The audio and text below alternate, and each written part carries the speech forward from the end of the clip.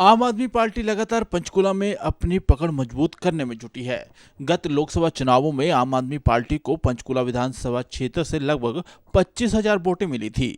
उस समय पंचकुला में पार्टी का जनाधार भी बहुत कमजोर था, परंतु पिछले 1.5 साल से लगातार पार्टी का ग्राफ बढ़ रहा है और लोग भी पार्टी से जुड़ रहे हैं।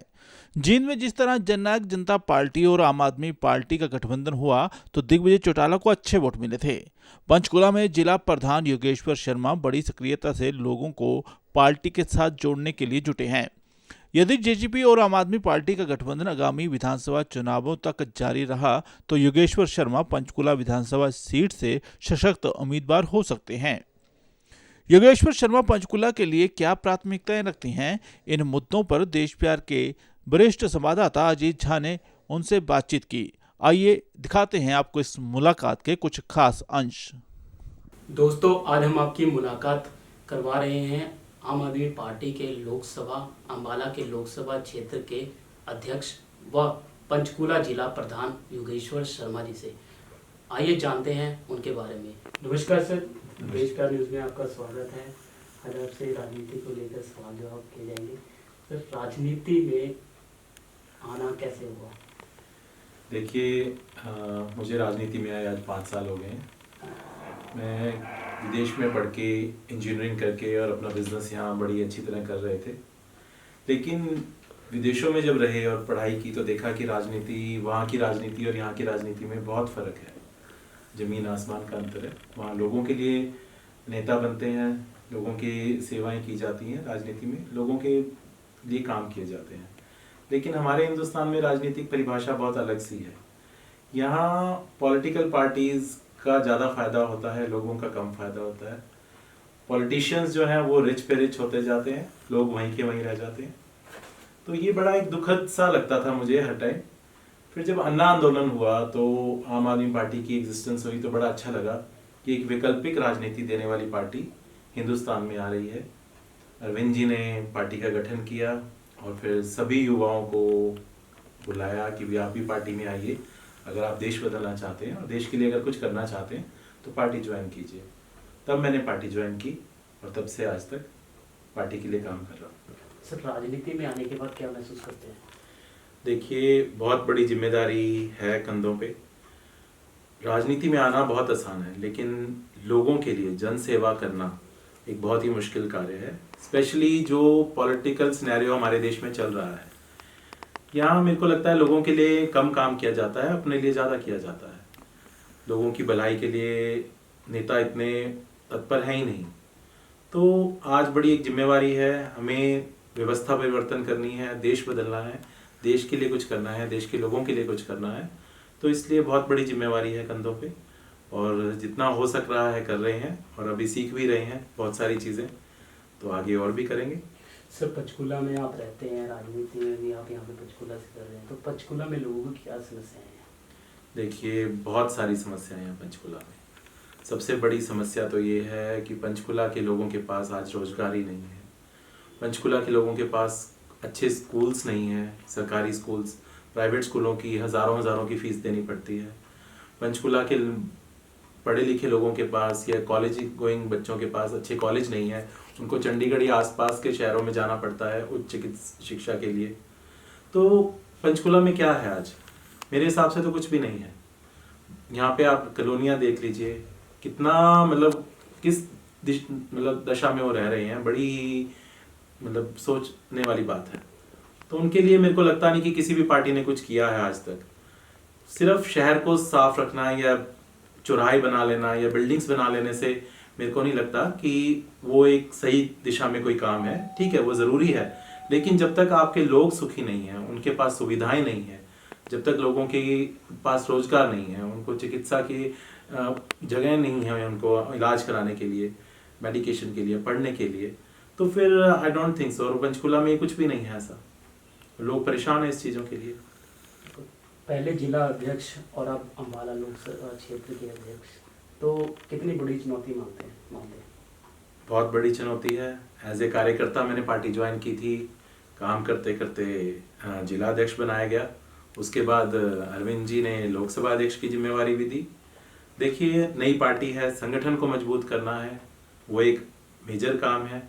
उसके बाद खाली ये नहीं है कि सिर्फ संगठन का ही काम करना है। लोकसभा अध्यक्ष होने के नाते मुझे 9 विधानसभाओं में जो लोगों की समस्याएं हैं, जो लोगों की परेशानियां जो जूझ रहे हैं, उनके जो काम नहीं हो रहे हैं, जो सरकार से उनको जो नाराजगियां हैं, उसको उजागर करना भी एक जिम्मेवारी बन जाता है। तो बहुत बड़ी जिम्मेवारी है और कोशिश कर रहे हैं उसको पूरा निभाने की। पिछले लंबे समय से आप राजनीति कर रहे हैं, विधायक बनने की इच्छा है? देखिए, विधायक बनने की इच्छा ऐसी नहीं है, लेकिन सेवा करने की इच्छा जरूर है। जनता की सेवा करने की इच्छा है, लोगों के लिए काम करने की इच्छा है। उसके लिए अगर विधायक पार्टी ने बनाने का अगर मौका दिया तो जरूर लड़ूंगा और लोगों के लिए सेवा करूंगा और एक अलग तरह की राजनीति हम करके दिखाएंगे अगर हम विधायक बने तो। अगर आप विधायक बने तो क्या काम करेंगे लोगों को? देखिए, सबसे पहला तो मेरे हिसाब से यहाँ अच्छे कॉलेजेस होने चाहिए, सरकारी स्कूल अच्छे होने चाहिए पंचकुला में, वो करेंगे। जैसे दिल्ली में हमने करके दिखाया कि गवर्नमेंट स्कूल देखिए कितने बेहतर हैं, कितने बेहतर रिजल्ट्स आ रहे हैं। यहाँ एक ही सरकारी स्कूल है, दूसरा बिल्कुल ही बेकार पड़ा है और है ही नहीं। तो ये एक बहुत बड़ी वो है, मेजर प्रॉब्लम है लोगों को कि अच्छे प्राइवेट स्कूलों की हज़ारों की फीस भरनी पड़ती है, सरकारी इंफ्रास्ट्रक्चर है ही नहीं। दूसरी सबसे बड़ी प्रॉब्लम है हॉस्पिटल की। एक ही एकमात्र हॉस्पिटल है, वहाँ पे भी सारी सुविधाएं नहीं हैं। लोगों को पीजीआई भागना पड़ता है या दिल्ली भागना पड़ता है या प्राइवेट हॉस्पिटल्स में हजारों लाखों रुपए खर्च करने पड़ते हैं इलाज कराने के लिए। तो why can't A government provide all this thing? जिम्मेवारी तो हमारी है, सरकार की है, तो वो सब भी देना हमारी जिम्मेवारी रहेगी पार्टी अगर आती है यहाँ पे। तीसरी सबसे बड़ी मेजर प्रॉब्लम है कॉलोनीज की। आप देखिए, कॉलोनी वालों के लिए तो कुछ हो ही नहीं रहा है, सिर्फ जुमले फेंके जाते हैं, उनको वोट बैंक समझा जाता है, तो कुछ भी नहीं हो रहा है। तो उनके लिए भी बहुत कुछ करना है, तो वो भी करेंगे। राजीव एवं इंदिरा कॉलोनी में चुनाव के समय में लोगों को लॉलीपॉप दिया जाता है। अगर आपकी पार्टी आती है तो आपकी पार्टी क्या काम करेगी उनके लिए? देखिए, मेरे घर के सामने ही राजीव और इंदिरा कॉलोनी है और 25 साल से मैं इस घर में रह रहा हूँ और उनकी हालत आज वैसी की वैसी है जो आज से 25 साल पहले थी। कुछ भी नहीं किया उन्होंने, सब पार्टियों ने सिर्फ वोट लेने का उनको माध्यम बनाया, झूठे वादे किए और सिर्फ वोट लिया। अगर आम आदमी पार्टी आती है तो एक रिहैबिलिटेशन प्रोग्राम उनके लिए चलाया जाएगा।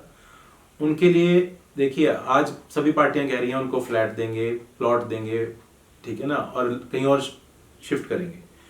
आज हमें ये नहीं पता कि ये हमारा मेन काम पंचकुला बसाने का तो इन कॉलोनी वालों का ही तो है। यहाँ मजदूर रहते हैं, यहाँ लेबर रहती है, यहाँ पे वर्कर्स रहते हैं, फैक्ट्री के वर्कर्स रहते हैं, हमारे घरों में जो काम कर रहे हैं वो लोग रहते हैं, पूरे पंचकुला की जो सफाई करते हैं वो लोग रह रहे हैं।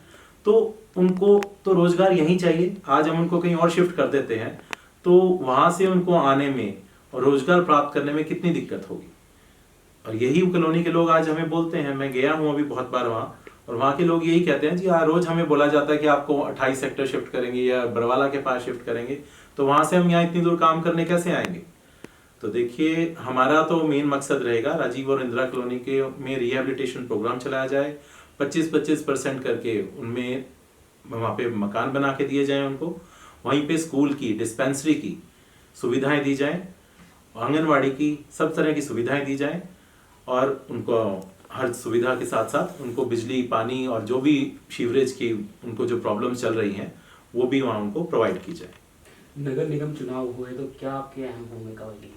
नगर निगम चुनाव अगर पार्टी निर्णय लेती है लड़ने का तो हम पूरी जिम्मेवारी के साथ लड़ेंगे और पूरी हमें मतलब विश्वास है कि पंचकुला के निवासियों को हम पे बहुत विश्वास है, बहुत वो हमसे उम्मीदें हैं, तो उन पे हम खरा भी उतरेंगे। आपकी कुछ नीतियाँ जो हरियाणा में बदलाव ला सकती हैं, बताइए।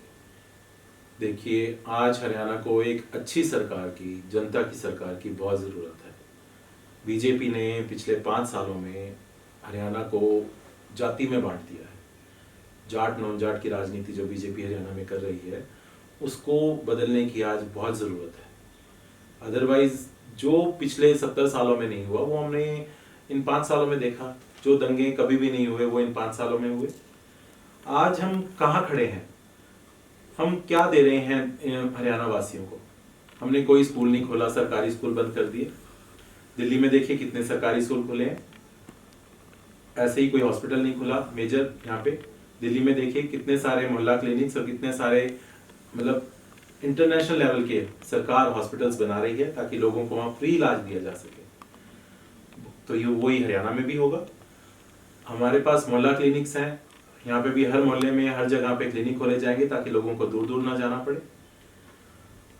और कितनी सारी होम डोर स्टेप डिलीवरीज जो दिल्ली में शुरू करी हैं कि हमें कुछ भी अगर बनवाना है, राशन कार्ड बनवाना है, वोटर कार्ड बनवाना है, ड्राइविंग लाइसेंस बनवाना है, उसके लिए हमें धक्के खाने पड़ते हैं।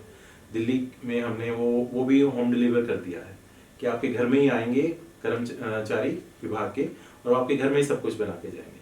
तो ये हम हरियाणा में भी देंगे। बिजली दिल्ली में 2 रुपये है, दिल्ली में हमने करके दिखाया है, फ्री पानी करके दिखाया है। हरियाणा में भी ये सब होगा, हरियाणा में भी इसी तर्ज पे दी जाएगी। गांवों का विकास, लिटरल स्मार्ट सिटीज जिसे हम कहते हैं, एक गवर्नेंस जो दी जाएगी उनके लिए, वो एक अहम भूमिका निभाएगी आम आदमी पार्टी उसमें। गांवों को पुनर्वास बहुत जरूरी है, वहाँ पे कोई स्कूल्स नहीं है गांवों में, उनके पास कोई फैसिलिटीज नहीं है, हेल्थ की कोई फैसिलिटीज नहीं है, तो वो सब उनको गांवों में ही प्रोवाइड की जाएगी। तो ये हमारा प्राथमिक रहेगा कि हम गांवों को भी उठाएं। किसानों के लिए स्वामीनाथन रिपोर्ट लागू करें, ठीक है। जो कर्जदार किसान हैं, जितनों को इतना लाखों रुपए का कर्जा जो किसानों पे चढ़ा हुआ है, उसको मुक्त करना हमारा लक्ष्य रहेगा। और हरियाणा को एक, दिल्ली में हमने इतनी डेवलपमेंट करके दिखाई है, 23,000 करोड़ का बजट आज 57,000 करोड़ के बजट पहुंच गया है। और दिल्ली की हर सुविधाएं, मतलब आप सोचिए, शिक्षा फ्री है, हेल्थ फ्री है, हेल्थ चेकअप्स फ्री है, इलाज फ्री है आपका, 2 रुपये यूनिट बिजली है, पानी फ्री है दिल्ली वासियों के लिए। तो ये सब हरियाणा में भी हम करके दिखाएंगे। हमारा लक्ष्य रहेगा कि हरियाणा में तो हमारी पूर्ण सरकार होगी, राज्य का पूर्ण दर्जा है हरियाणा को, तो ज्यादा से ज्यादा काम करके दिखाएं और एक लोगों की, आम आदमी की सरकार साबित करें कि क्या होती है।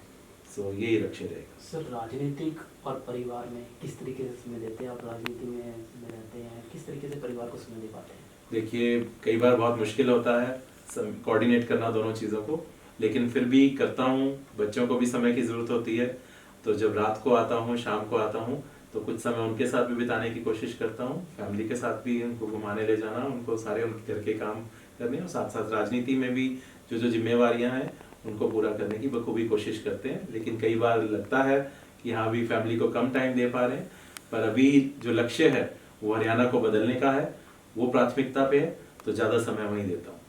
सर, अंत में कोई लोगों के लिए कुछ संदेश? बहुत कुछ कहना चाहता हूँ। वैसे तो एक संदेश मैं जरूर देना चाहूँगा सभी हरियाणा वासियों को कि आपने 70 सालों में सभी पार्टियों को देखा, सभी पार्टियों के लिए आपने सबके झूठे वादे देखे, किसी ने कोई काम नहीं किए। अंत में सर, लोगों के लिए कोई संदेश?